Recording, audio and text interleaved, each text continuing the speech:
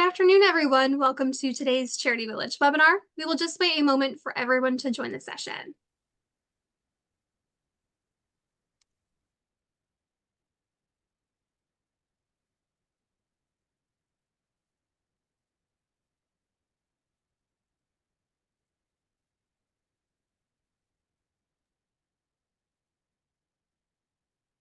Okay, we will get started. Welcome to today's Charity Village webinar. My name is Mercedes, and I'm the Marketing and Communications Specialist with Charity Village. As we are gathering here in a virtual platform, it is important to acknowledge that each of us is joining this webinar from the ancestral or unceded lands of the Inuit, Métis, and First Nation people.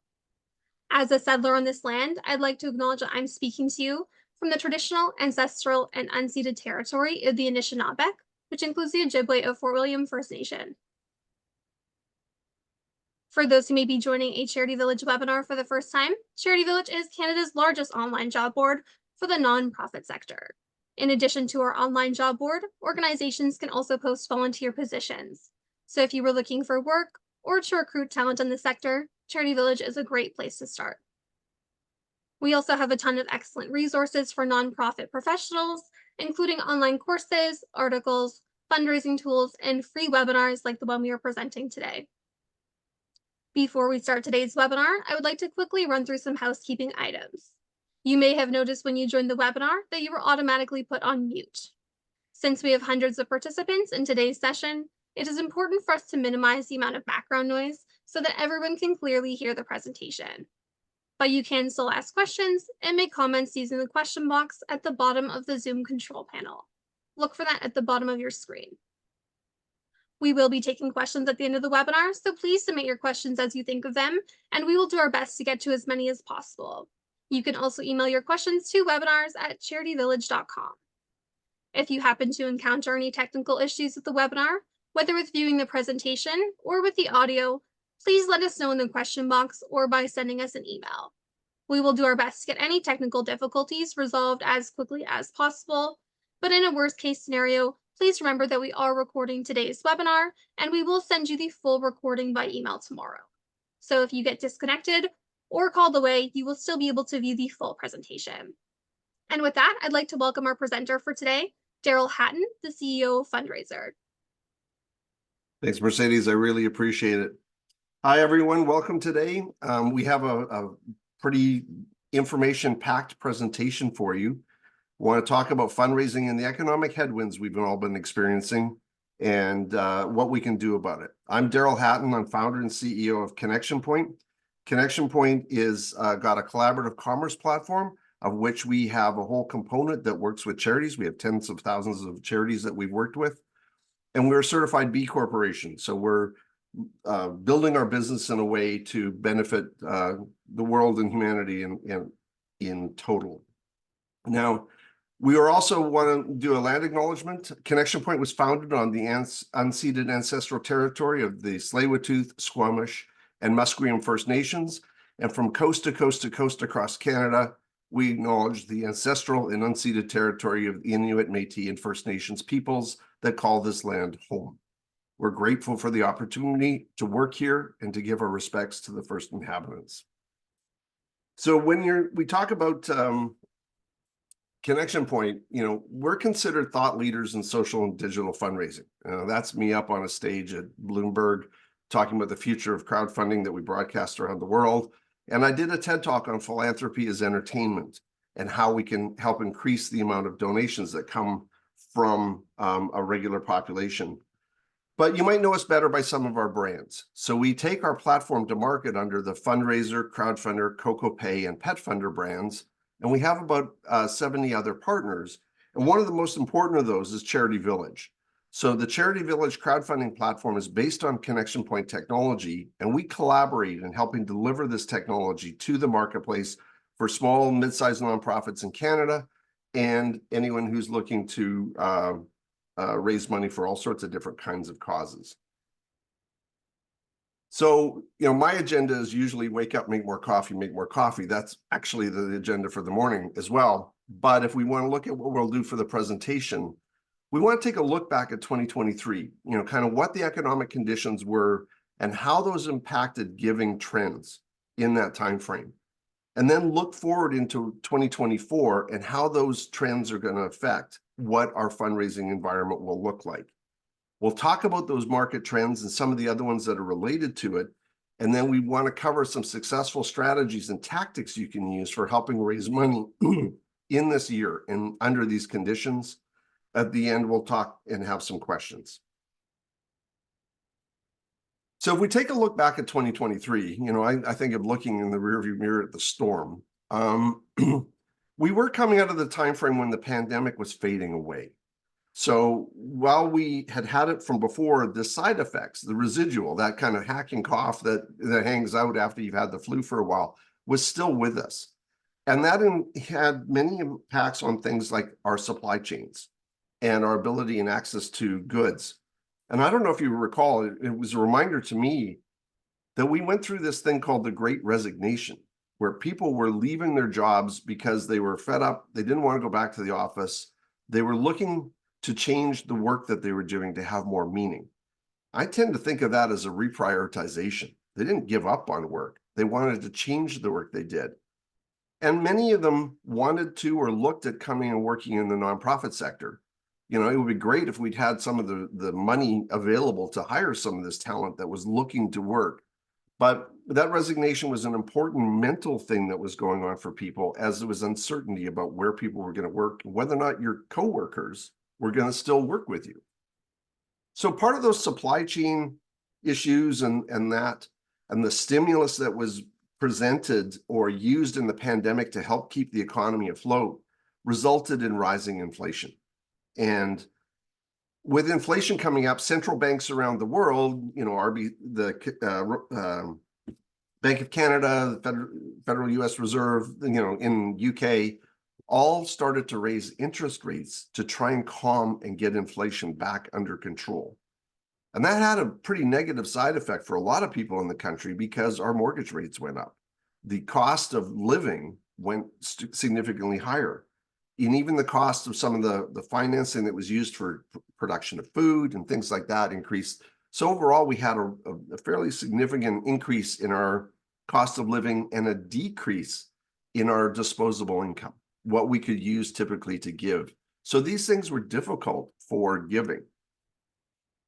And then to top it all off, from your point of view, a lot of the programs that were initiated during the pandemic for additional fiscal sponsorship of charitable sector and even of small business are being, unwound and wiped and pulled back. Some of the CERB things and the SEBA loans and things like that were there. So again, that's causing some stress on our economy. And then, we had war in Ukraine, which was continuing and then broke out in between Israel and Gaza in the end of the year. And this is important because from a mental perspective, this is distracting. It is unsettling for a lot of people. And when we feel unsettled, we tend to go into a protection mode. We want to try and kind of hunker down, not spend as much. We hoard a little bit more. And so this was also negative in terms of giving. So to take a look at the impact of this, we want to look at it from, how did this impact giving? What was different about giving in the year? And one of the best ways that I know to do this is to look at the fundraising effectiveness project that's run with Giving Tuesday. So the Giving Tuesday group brings together, in the back end, brings together all the major vendors in the world in the fundraising space. And, Connection Point participates in this in helping put together our data so that we can get a clear picture of what happened in the giving market during the year. Now, one of the reasons for doing this is we're trying to get to the data sooner than would normally come in analysis of the industry. Sometimes with the analysis, it can trail what actually happened 2 to 3 years. And the government does on that is just difficult for them to get the data in real time. But we have it all flowing through our platforms. So we voluntarily share anonymized data about what's going on to help. I was hoping the numbers would be out by the time we did this presentation. I was really hoping they'd slide under the wire here, but we only have as of September of last year. So even though we get them quicker, we don't get them really quickly. But as of September last year, the year-to-date trends were that overall number of donors was down almost 8%. So, this is a change of compared to the prior year and then kind of adjusted for the length of time during the year. The total dollars raised were down about 1%, which is not that significant. But if you think how strong inflation was at around 4%, that means we're down overall in terms of about 5% in giving purchase parity, purchasing power parity, as they call it. And our retention of donors dropped slightly. It was below 1%. So if we dig into that a little bit more, let's take a look at the donors. If we take a look over the last couple of years, you can see in 2020 the bump that happened from the pandemic, the number of donors that decided to contribute because of the trouble that was happening with the pandemic around the world. And then you can see in 2021 that it went back, almost exactly reversed. The 4.2% that increased dropped again afterwards. But the very concerning trend was the year following, with 2022 and then 2023. This, if you plotted this graph over a longer period of time, you'd actually see that there's an overall decline in the number of donors happening, and that it intensified in 2023. And there's lots of reasons we can speculate for this, particularly that, people just had lost some of their disposable income to the cost of food going up, the cost of our accommodation going up, cost of gas going up, a variety of things like that. And so this is a pretty significant trend to watch for. And then if we go forward, and I promise this gets a little more positive as we go.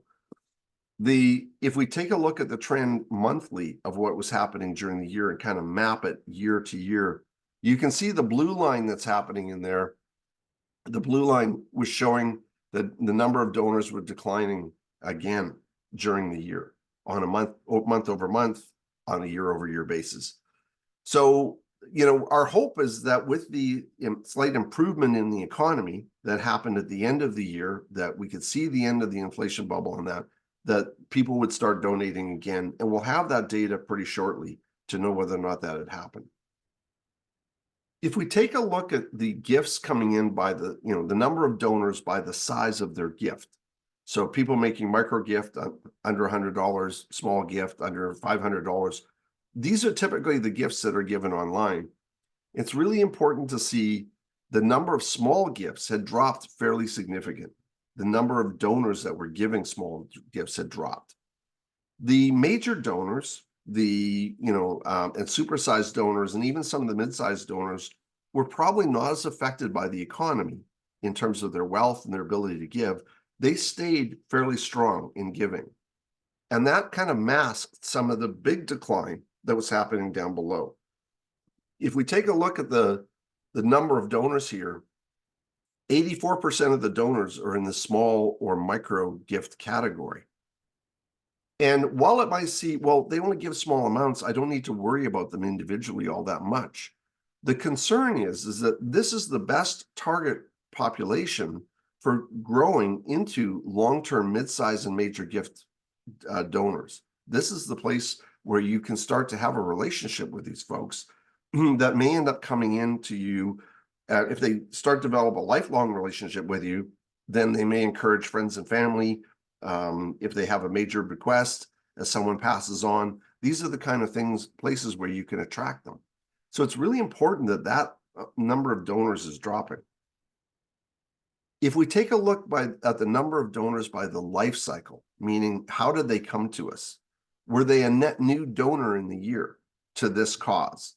So that's a big drop. 17% shows up in that area where we've lost new donors coming in quite significantly. Newly retained donors are a donor who gave for the first time last year and then gave again this year. And that dropped again. So if we think about the kind of the graph that we saw after the pandemic bubble, that kind of makes a little bit more sense, is that they may have given once or twice during the pandemic period, but now they're not giving again. The repeat retained donors, those donors that have given to us in previous years and continue to give to us, is even dropped a little bit. And that's kind of a normal thing to have happen. Unfortunately, I think it's something we really can do better on doing for our causes, is helping keep these donors retained with us for a long period of time. And then recaptured donors are donors that have stopped giving for a little while and have come back and given again. And that was also down. The key thing in here is that this is the group that's really, really important for the financial health of a nonprofit or a charity, because this is the ones that you can wake up in the morning and hopefully count on to be there. And then your fundraising activities can expand on this group and hopefully add to this group. So it's pretty important thing. Carol, sorry to Mhm. interrupt. We just had a great question come in. So Sarah asked, how much money do the micro and small donors represent, as in what percentage of total donations come in from that market? Great question. I actually had a slide and I hit it on that topic. I'm sorry I didn't answer that for you. It's anywhere between 2 and 5% in each of those categories at the bottom. So from an overall point of view, the major donors are giving the lion's share of the money coming into a nonprofit. And the smaller donors, dollar-wise or not, in terms of the number of donors, they are. Perfect, Hopefully, thank you. I can get to that answer at the end too if we want. I've got it off to the side, so we'll try and get you the answer to that. Okay, so let's kind of slide one more thing here. So kind of a summary of 2023 is that retail giving of, kind of first-time donors or donors that are coming to us, typically digitally giving, is down significantly, sometimes as much as 17%. That over the year, exceptional gift giving was masking this trend. It stayed pretty strong, which was obviously fantastic because that's what's funding a lot of things. But it's also, it's hiding the trend that we're losing donors, that donors are not participating in the same way as they have in previous generations and in previous years. And that the overall trending, trend for that is negative. So what we know out of all of this is that acquiring and keeping donors is hard. And that small donors coming in, the net new influx of small donors, they're holding back. The economy is created challenges for them. So, this is particularly a tough environment for new causes. If you don't have major gift donors on the way, if you don't have super gift donors at all, then the lifeblood of your small organization just getting started out in your fundraising can be very, very tough.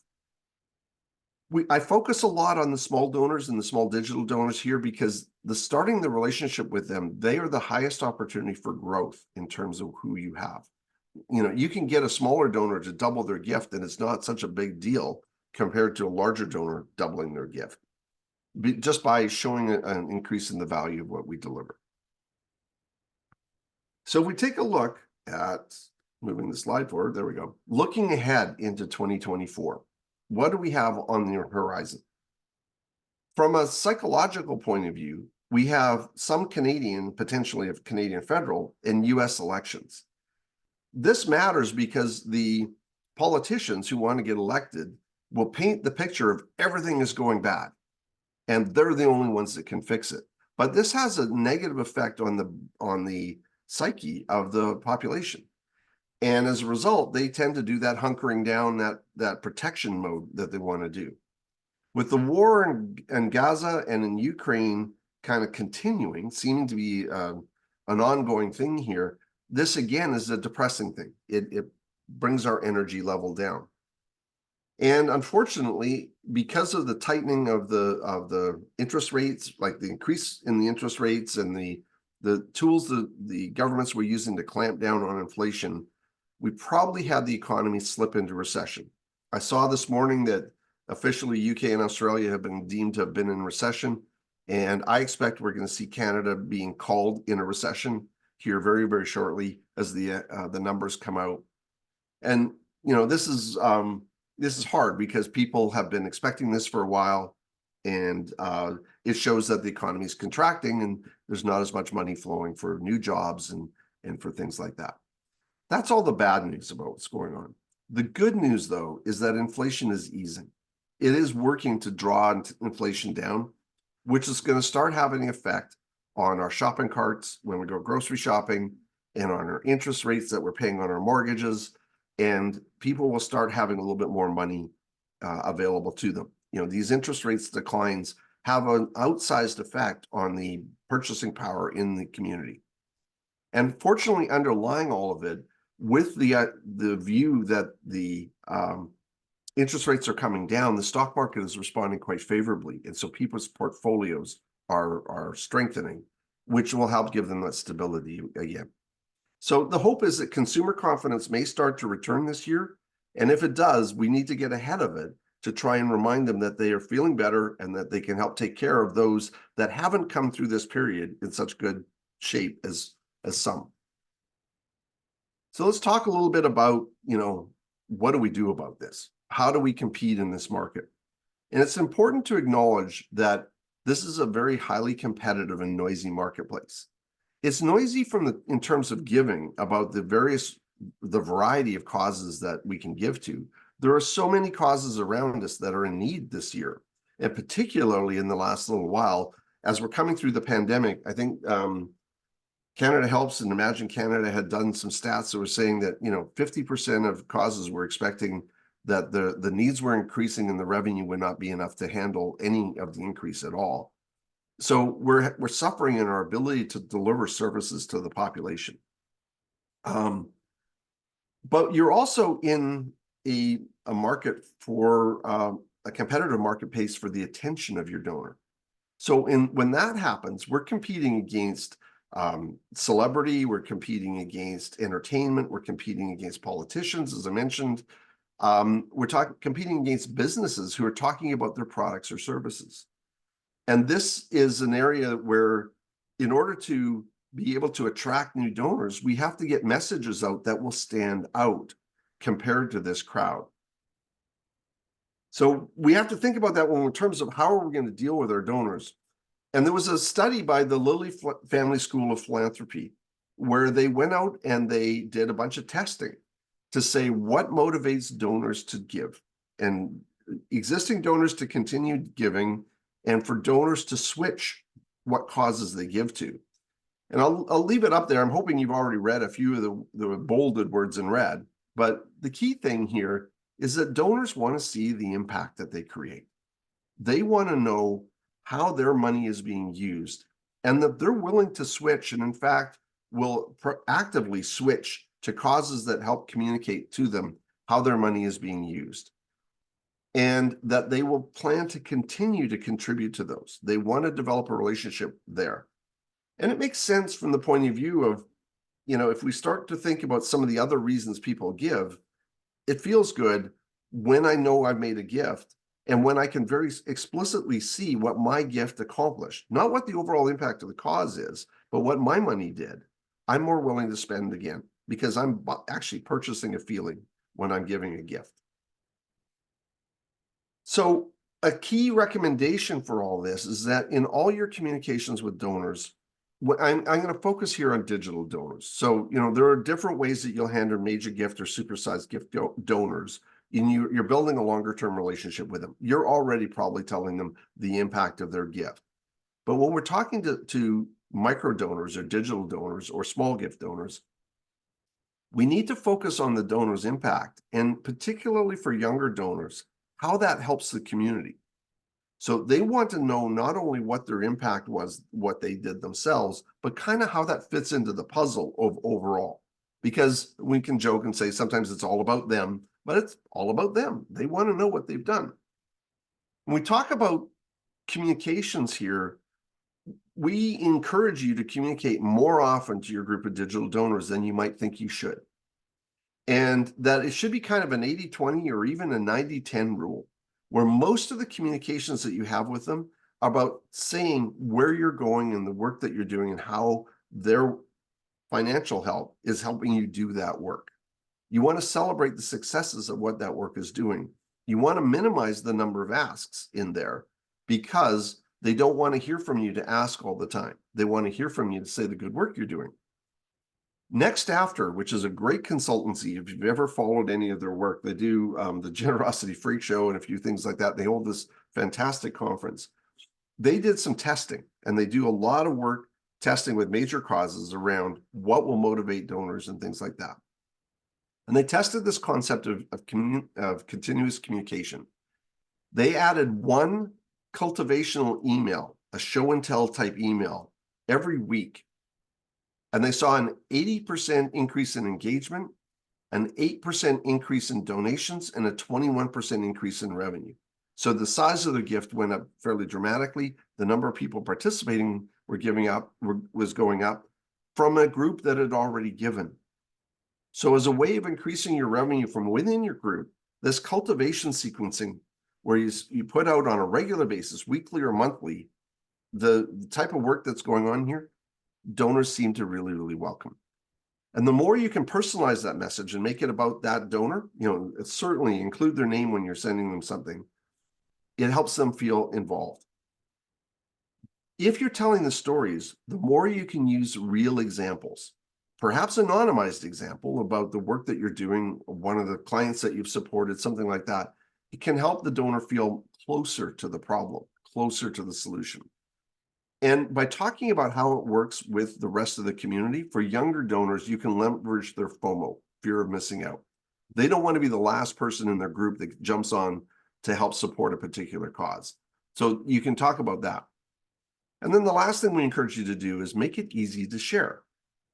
And you might go, share? I thought social media was dead. So social media is certainly in decline. Eventually, all empires crumble. Here's the Roman Empire and the ruins in Rome. It sometimes takes it's smaller than you might think, and it can take longer to happen. So it's kind of more of an evolution than a revolution. Our behavior with social media has changed. Trolls and kind of negativity online has destroyed some of our willingness to share our personal experiences. We're not willing to go out there as much. And as a result, our sharing has moved from public social, where I will share generally on Twitter, generally on Facebook, and talk to the whole world through that, to dark or private social, where I'll share it maybe using Facebook Messenger or WhatsApp, or just text messaging or others to my close group of friends and family. The sharing that's happening there is actually increasing, but the sharing that's happening that's publicly viewed is not. And so to give you an example, there's some stats on this. Gartner did a study, and they said that 28% of people are now more willing to share their lives online, which is down from 40% even a couple of years ago. So our behavior has changed. And in a similar study, they said 61% are way more selective about what we post. We're not just willing to post anything anymore. Even some of the things that we used to do that were fun, we're not willing to do that anymore. And they gave some stats on this move to private social, that only about 30% of the things that people are sharing are on public social. 35% of it is going into group chats, like the messaging, and 43% is still shared with texting or emailing. So this is people sharing or emailing stuff to each other. So I think, there's a couple of thoughts there, but I'm going to try and move on here because we got to get going. So why do we talk about using social media? Because Lily's study showed that social media has a high propensity to motivate the giving of a gift. The younger you are, the more likely it is. On a scale of 1 to 5, Gen Z average out about 3.8. So they're more likely to be motivated to give based on something they see in social media. Millennials a little less, Gen X a little less, boomers aren't that motivated by it. They don't want to talk about it. So this is really for younger donors. And PayPal Giving Fund Canada did a report, and full disclosure, I'm a director of the Giving Fund Canada, that younger donors under 40 years old are driven by the impact and heavily influenced by friends and family in determining who they give to. So this kind of communication is really important to get them involved. And to give you some idea of the kind of conversion that happens from this, Classy published some nice numbers that show the different social media platforms, how much traffic comes from them, and how well it converts. So you can see there that and this matches our platforms very closely. We're about 90% of the traffic coming from Facebook is coming in. The interesting thing is, look at the conversion rate, 13% conversion rate. If this was an email blast, you'd find that this is probably making you pretty happy.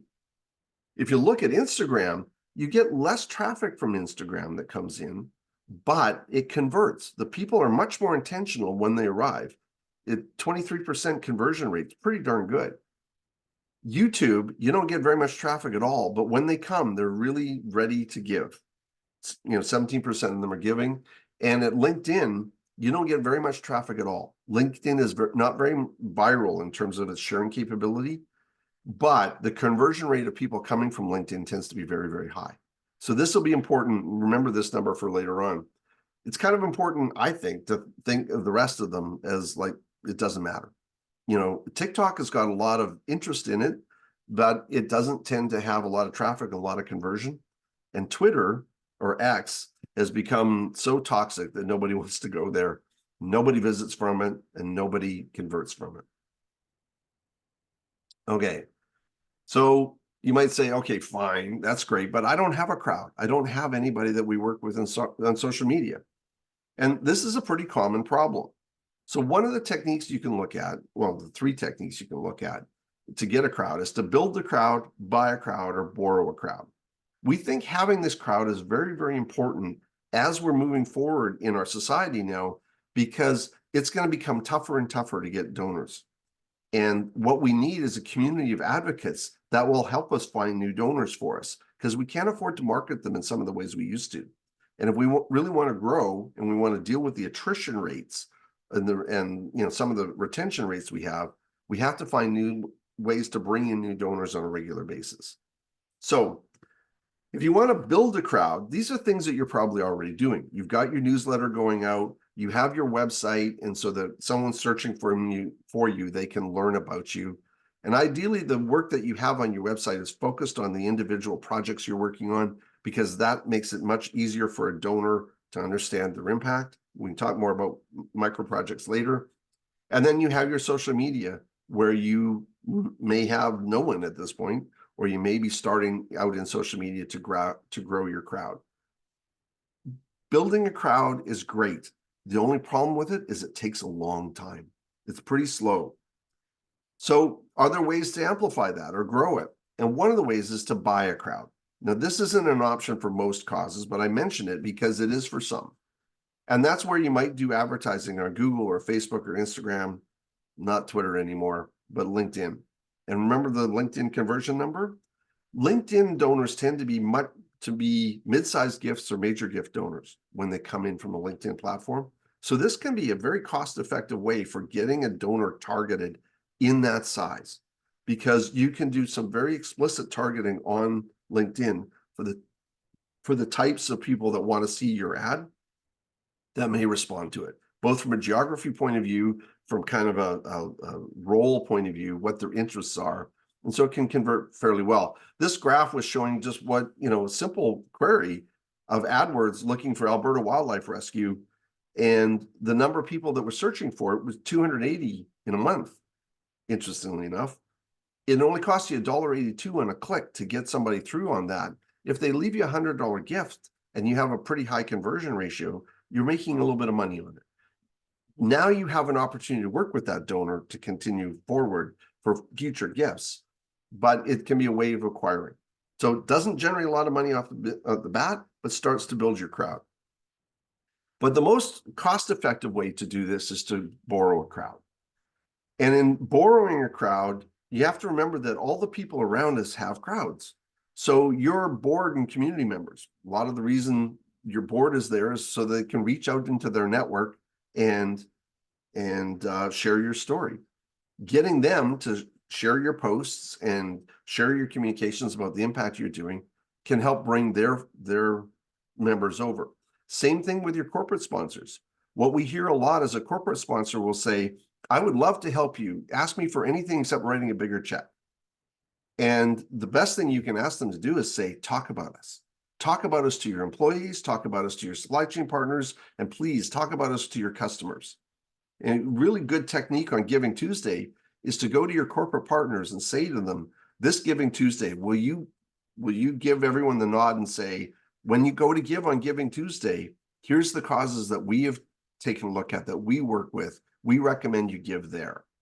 That can bring your message into tens of thousands of people, or even hundreds of thousands if you've got the right sponsors. So that's one of the ways to build a crowd in a very, very large way that doesn't cost you anything. If you can get local media coverage, you're borrowing the crowd. You get them to write a story about the work you're doing, and now that'll get out to some people and you've got awareness going on. And if you have influencers or celebrities that are willing to talk about you, fantastic. I mean, they can get out and they can put them, if you were lucky enough to have Taylor Swift say, hey, give to your cause, things would change. But it doesn't have to be that scale.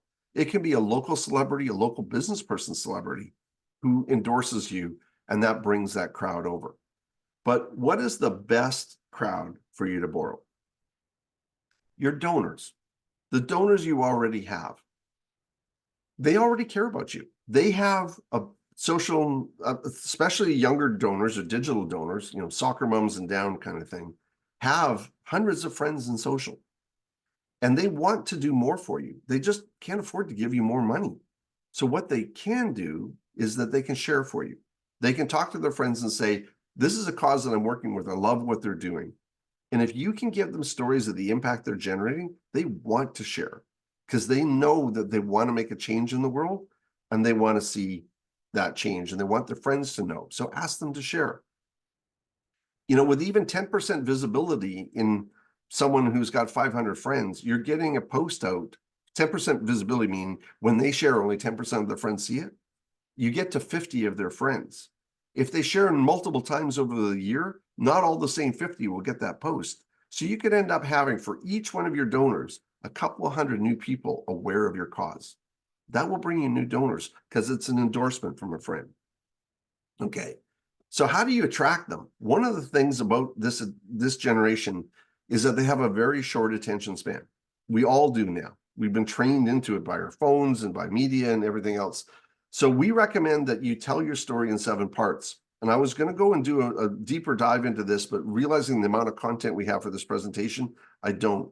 So if you're interested in hearing how the 7-part storytelling works, where we can end up telling the story of your cause, the impact of your cause, and make an ask in 90 seconds or less, and everybody's going, yeah, right, it works, it's amazing, in telling the story of your cause, let me know and we'll do a separate session on this.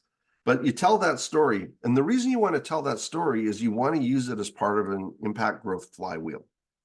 In a flywheel, let's start at the attract level. We need to get somebody attracted to your cause in some way, whether it's an ad, a referral from a friend, a post in the local paper, an email blast that went out, a poster you posted at Starbucks, whatever it is. You want to bring them to a campaign page that's very specific on the topic of how they can help. Because this page has got to create an emotional response. You want them to see the value of giving to you. First of all, we got to trigger those emotions. If it's all logical, they do not give. Then we want to monetize that. And monetize is not just about taking payment. It's about helping them see the value in their mind about what their gift is going to do. So at this point, we talk about units of impact. How much money will get 1 unit of impact in your cause? And the donors would like to contribute a unit of impact. They'll find a unit that's affordable to them. You might have a $20 level, a $50 level, $100 level, $200 level. They'll give it those levels because they want to visualize the result of what they're creating. Now, it's really important that once they monetize, you get to them very quickly to try and get them to share. This is what we call the amplify step. Ideally, your platform will do this for you automatically by sending a communication at that point or asking them to share at that point. But if they don't, the sooner you can turn an automated response to them to say, hey, thanks for the gift. We'd love it if you tell everybody else about the impact you just created for the cause and get them to share. You can get more donors coming to you right away because that endorsement from that donor is huge. The next step of this flywheel is that we need to retain this donor. This is especially important if we've got somebody who's come to us because they were attracted through a peer-to-peer campaign or a DIY campaign where somebody gave up their birthday for you. We need to be able to retain them. So we use that unit of impact that they have given and use that in a communication to help retain them. Tell them as quickly as you can after like a short period of time, a week, 2 weeks, a month, tell them how the money was used and the results of that money. You can aggregate it up a bit so it doesn't have to be really burdensome on you. But by telling them, you're more likely to retain them. And at that point, when you're telling them, you can also rally them. And rallying at that point is motivating them to share that story of impact with others and get that out to the crowd, which then attracts donors and starts to bring them through. But because we've done a retention on these, the next time we're doing campaigns, they can start to see potentially a recurring donation opportunity or certainly a repeat opportunity to give to you again, and that can bring more donors in. The key to all of this sharing activity is to create scroll stopping content. We can't just put out a text message saying, hey, so-and-so gave something. That doesn't work anymore. We need shareable imagery. We need that when somebody's flipping through their phone, they go, oh, what was that? Because this is about show and tell. It's really about helping to show the impact that something's been done with that money. We want to trigger the viewer curiosity. We want to go, hey, what was that? So they'll click through on it, give them something to land on. Go back to that campaign page that talks about exactly how that money is being used, what the problem is that it's trying to solve, and you have a higher opportunity to convert them into a donor at that point. The more authentic and transparent you are, not polished, not professional, not saying that you make it sloppy, don't have to be perfect in those communications, and they will be attracted to you because it feels like you're real humans. Okay. And remember that content has to be targeted at mobile. About 80% of the content we consume is on our mobile phone. And so it has to be really mobile friendly. Now, if you're having trouble writing content for your cause, there's no presentation this year that's not going to talk about AI. If you use something like ChatGPT, you can use it to really help you write compelling stories about your cause and the work that you're doing. It's like having a friendly editor in your pocket that you can say, hey, touch this up for me, make it look better. And really encourage you to try it. It's about $20 a month for a professional account, but that can save you hours and hours and hours of editing time. And the quality of the results is really amazing. Encourage you to check that out. I think Charity Village has a webinar on this topic that you can get to, and we'll maybe put that up later on. If the crew's there, they can pop it in chat. And because I really encourage you to look at it. And something you can look forward to is that we're putting into our platform an AI assistance with your story that'll be available shortly, where as you're writing your crowdfunding story, it'll help guide you through those 7 parts of your storytelling to make it easier for you to do. Okay. Do you know you can create a crowdfunding campaign page in less than an hour? It doesn't have to be a big deal. You talk about it, you just put in a little story content, and the story content is very focused when we talk about that 7 steps. Put in some details of how much you're asking for, what that funds will be used for, review it, and launch it. And now you can then start sharing it with others, either through your newsletter, through your social sites, or getting existing donors to share it. But you can create a really stellar campaign in about an hour. So it doesn't have to be a barrier to getting going.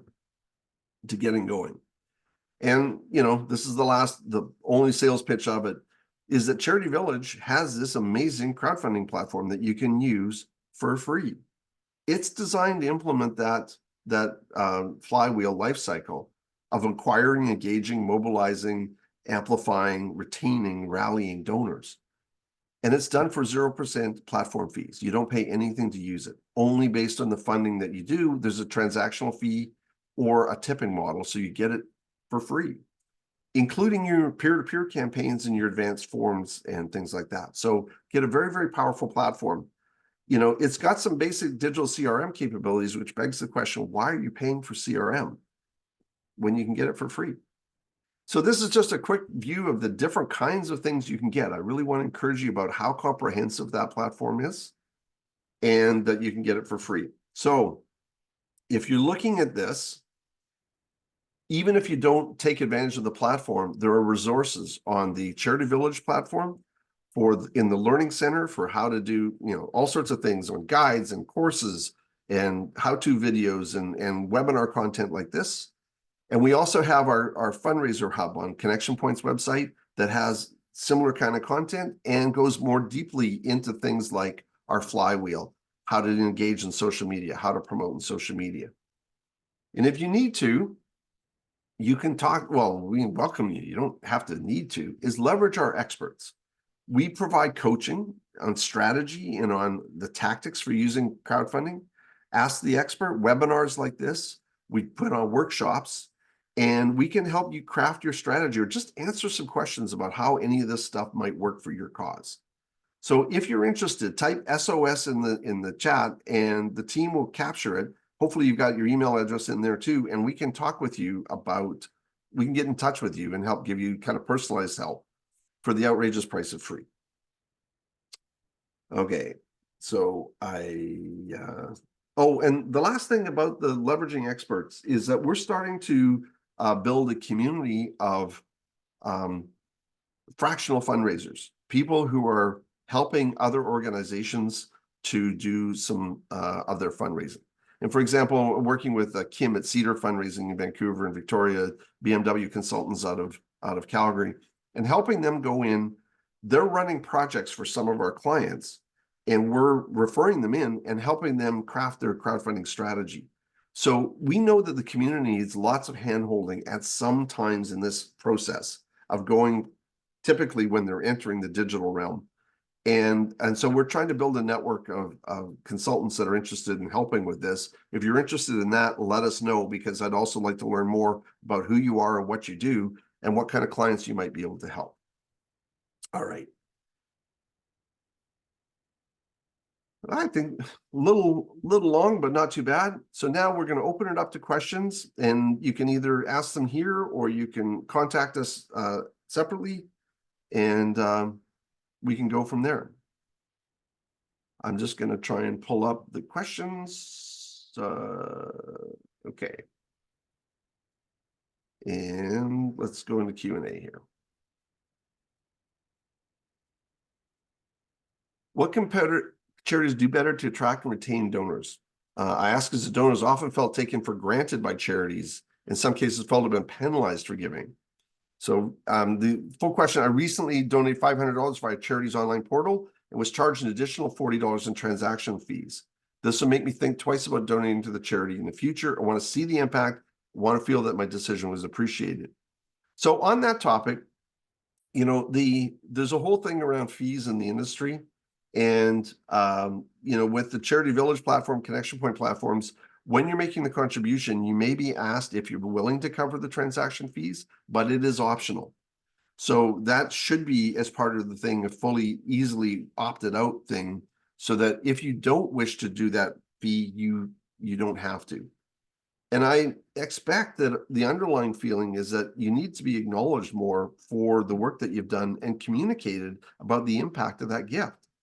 And that's a kind of an important thing that I think the industry as a whole, unfortunately, doesn't do a great job of, is being able to keep in touch with those donors. Best practice is to send them a welcome sequence after they give you the gift and help weave into that welcome sequence the story of how their money is being used. An attendee asked, what was the organization that mailed out the weekly impact report? I unfortunately don't have the name of it, but it was documented on the Next After site. They document all the tests they're doing. So I don't know. They may have anonymized it for the benefit of their client. Okay, if and when appropriate, can you slide this question? What's the best practice for cold contacting donors that will create success? My belief on that is that you cold contact, if you're cold contacting for major gifts, it's a different realm. And that I'm not an expert in, so I shouldn't talk to that. If you're talking about it from a digital donor realm, the best way to cold contact somebody is to get your existing donors to do it for you by sharing impact of what they've done. So I'm probably being a broken record now, but if they are sharing out and they have a friend relationship with this person, they are more likely to contribute than, because they want to, we're interested in what our friends do and how they share. It helps us validate whether a cause is worth supporting. Sorry to interrupt, Daryl. Yeah. Kate shared some additional context as well. So they're just referencing that they are a nonprofit that looks for companies once a year to help sponsor an event. So I'm not sure if that would be a different process with regards to cold calling, just with that context. Sorry, could you repeat that again? Because I think I got tangled.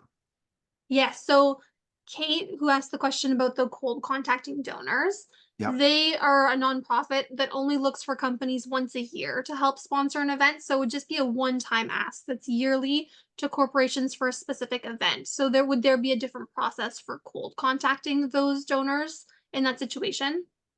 So the donors are coming through the relationship with the corporation. Um, we've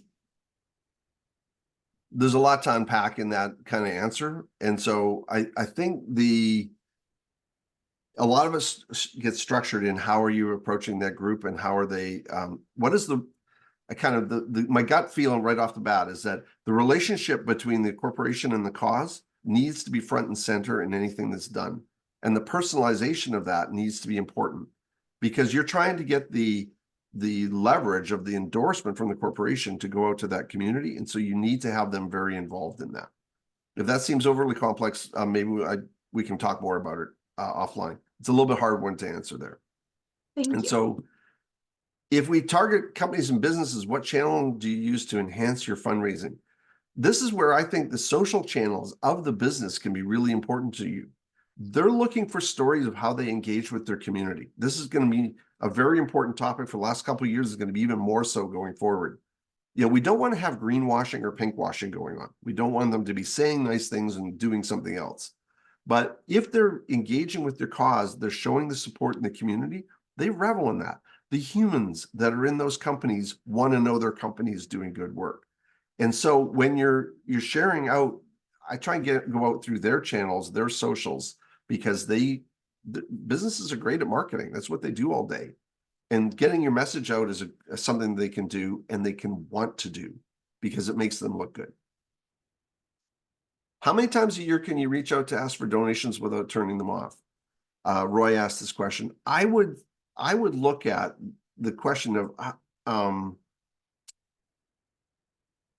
a donation can be a side effect of a communication. It doesn't have to be the reason for the communication. And so I would recommend that the show and tell ruling being, you know, kind of 80-20, if you're looking at communicating with them for most of the year, ask them twice. But by telling them the work you're doing, and if you make them aware of campaigns that you're running, but not specifically trying to drive them with a CTA, a call to action to go do it, I think, you know, the studies have said, I showed the Lilly study and others that say they want to hear from you more often. They just don't want to be badgered. So if you tell them about it, we see this happening. Like giving a really good example, Harvest Project, North Vancouver, they were running a campaign and I was bugging Philippe to go and post an update. I said, post an update, tell your people what you're using the money for. And he was like, oh, I don't know. Finally, he went and posted it, called me the next day and he said, I can't believe it. We got $1,000 donation, a $500 donation from people we've never heard of. I said, yeah, well, so one of your donors shared it to their friends and said, look at the great work we're doing at Harvest. And the friend wanted to donate. So they, you know, we encourage you to tell the story of the work. They didn't ask for more money. They just told what they were doing and it inspired donations. That's a little bit more what's happening now. You need to ask. I'm not pretending you don't need to ask occasionally, but you need to show and tell more often. Henry, great. Interested in the fractional fundraisers? Contact me by email if you would. Kiko, can you tell us more about your storytelling in 7 parts? Let me quickly scan through because we got 5 minutes here and see just to make sure that there's not a couple of short ones I can do, and then I'll answer that. So, for example, Bridget asks, we're not for profit. Do you have to be a charity to use this service? No, you do not have to be a charity. You could be also a social enterprise. So you could be a business that is delivering a social good. You just can't issue tax receipts under Canadian tax law. Carol says, thanks, and charity, super helpful. Carol, Sea Change Initiative. Is there an optimal amount to aim for a crowdfunder in your experience? Many questions, but start with that. If it's your first crowdfunding campaign, go low. The goal here is not to knock the cover off. We tend to set goals that are too high based on need. I really need $500,000 to do our project this year. But what we're trying to do is warm up this audience, warm up this channel, this group of donors for you, and build some trust in that community. So we recommend sometimes you start with a $5,000, $10,000, $15,000 project because you want to nail it. You want to get it done, show that you're doing the work, and then communicate to it. And then you can start to ramp it up. With Charity Village, we did a group that was, they did a phenomenal campaign called the Worry Monster. Sorry, I just brain decided to leave me there for a minute. The Worry Monster was about helping kids during the pandemic that were having mental health challenges. And they thought they'd start with, I think it was a $6,000 goal. They ran their $6,000 goal. They followed our 7-part storytelling thing, by the way, but they missed 2 steps, but that's okay. They got most of it done. And they nailed their goal in 24 hours.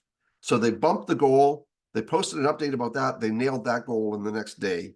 And then they bumped it a couple of times. I think they ended up at $12,000 or $15,000. And they had to stop because they couldn't take any more money in the program because it kind of filled it up at that point.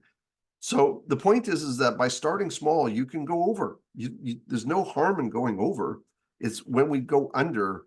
If we set too big a goal, people go, they're not going to make it. And then they don't give. When they go, oh, that's easy. We can nail that. And then they nail it. And then you can give a stretch goal. Well, now we'll use more money to do this. They like talking about that. We feel more successful when we hit a stretch goal than when we hit the basic goal. Question from Noah. Sorry if I butchered that. We get government funding for our programs. Want to switch to donor-sponsored fund. How do we ask for donations? Explain that without begging the question of why we're asking it for a government-funded program. Well, I would start with the point that this is supplementary, and most groups know that the government program has very finite limits on how you can spend it. And one of the things you need is to cover is more overhead for expansion. I would phrase this from the point of view of we want to grow. We want to do more of the good work we're doing. Can you help us grow beyond the government funding that we already get? And I think, like what a noble goal to try and reduce your dependence on government funding. Most donors are really appreciative of that. Adriana says, do you agree that cold calling is not a great way to do fundraising? There are places where I think it works, but in my experience, it doesn't work too well. If somebody cold calls me for fundraising, I get so many inbound messages and so many people that want my attention. I don't want to talk with them at all, let alone giving them time. I feel sorry for the poor blokes that show up at my door trying to do door-to-door canvassing because I said, look, I'm just not going to give here. I don't like this model. I don't want to pay attention to it. I want to learn about a cause because of something that motivates me. And so if there's a way to do cold calling that helps educate me before the ask quite a bit, I'm much more willing to listen. Okay, Bridget asks, how is Charity Village platform different other than the GoFundMe for crowdfunding? Intensely different.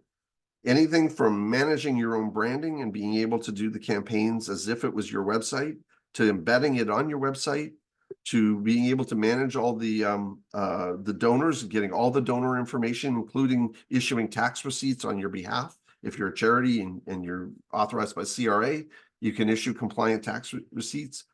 It'll do peer-to-peer fundraising for you, which GoFundMe won't do. There's a whole bunch to it. And it'll do it for the same kind of tipping model where you only ask the donor for a tip to keep the platform free for you, or you can do a fee recovery model.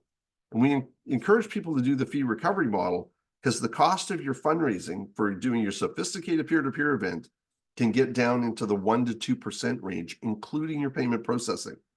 Way cheaper than Canada Helps, way cheaper than some other options out there. And it's not because you've cheapened up on quality. We're just being very aggressive in trying to help deliver the maximum functionality to the marketplace that we can. My goal is to get it for free or as close to free as we can. And we've got some causes that Harvest did one of their projects at 0.9% fundraising cost. That's got to feel good. Okay. Just Oh, I blew that. How about a call to a donor who hasn't given in a while? It's not a completely cold call. Nurture your donors, please. Nurture your donors. When you call, don't ask them for anything. Tell them what you did with their money. Just start the conversation there. That would be the way I would look at it, because I don't want to hear about why you need more. I was trying to help you and it's not enough. But if you tell me what you're doing with it, I might go, well, gee, I could give you a little more because I like the result you're getting. So there you go. Okay. If we can go back to Keiko's question, can you tell us a bit more about your fundraising in 7 parts? We're at the end, so if anyone wants to drop off, but I'll spend another minute or two on that one, just if anybody wants to hang out, and then we'll wrap.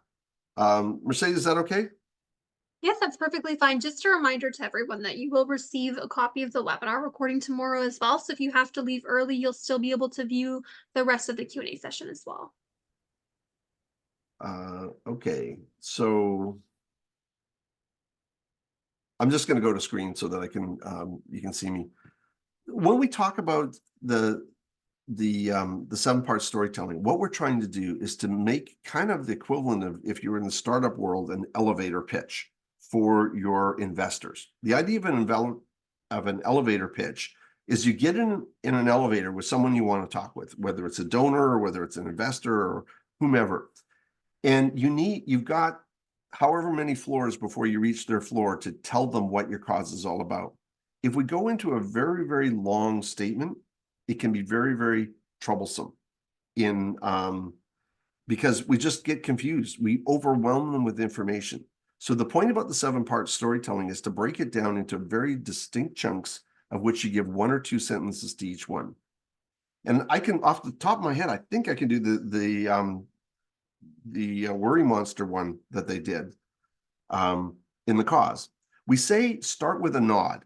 A nod is get them to say something that they are likely to agree with around your space about what the work you're doing.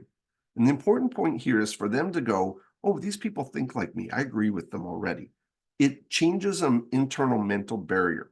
So in the Worry Monster case, they'd say during the pandemic, each and every one of us was struggling with their mental health facilities. And that's all they said. And a lot of people at that time were going, yep, that's for sure. Then they express the problem. And the problem is the thing that they're trying to solve, not the need for money. So the problem in their case said, and it's even worse for the children. Children are hearing and worried that their parents are going to die through this. And they are seeing all this media coverage and they're really, really lost their balance. So then we talk about this. So that was really quick, right? They are also suffering from this problem.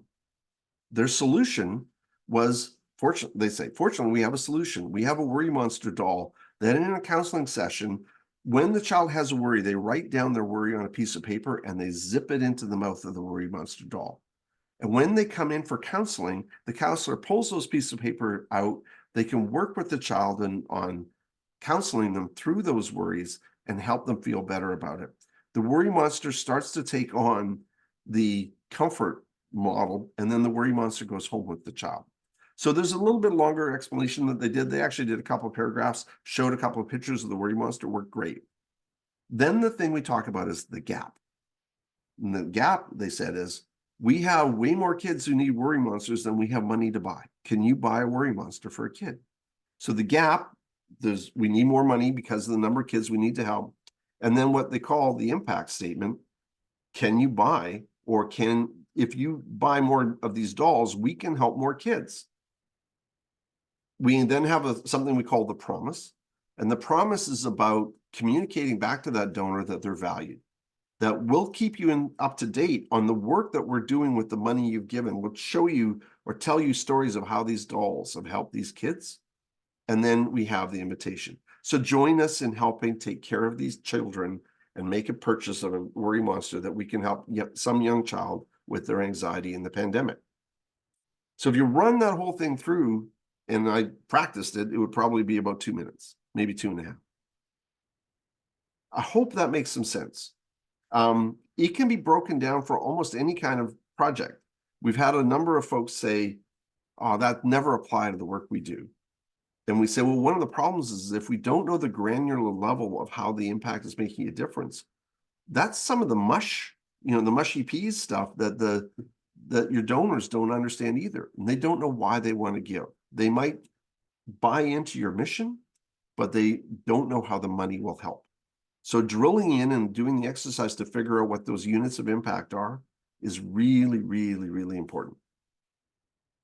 Okay, I think hopefully that answered. And if it doesn't, ping me and we can chat some more about it.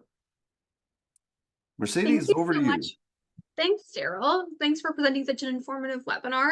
Do you happen to have any final comments before we sign off today? How people should reach you, that type of thing? If they can, I took it down, but Daryl at Connection Point, or you can find me on socials on LinkedIn and others, just hit me up there. And leave some comments in the webinar here, or respond to the survey that's going to come out and just ask to talk, and we'll get back in touch. I really encourage everyone that this partnership with Charity Village is fantastic. We're trying to help bring very, very affordable crowdfunding and overall fundraising and advanced techniques to every nonprofit and every charity in Canada. So please, call us on it. Say, hey, how can you help me? We'll step in. Thank you so much, Daryl. I just wanted to remind everyone that you will receive a follow-up email tomorrow with a link to the webinar recording. This will also include the resources from today's session. So please feel free to share this link with your colleagues as well. And the email will also include a survey link that you can fill out with your feedback on today's webinar. And you should see a survey link pop up right here in Zoom following the session as well, like Daryl mentioned. And on behalf of Charity Village, thank you so much for joining us today. I hope you'll join us for our next free webinar, Breaking Down Barriers Through Knowledge Exchange. You can find more information on this and all of our upcoming webinars at charityvillage.com/webinars. Thanks again for joining us today. I hope you all have a great day.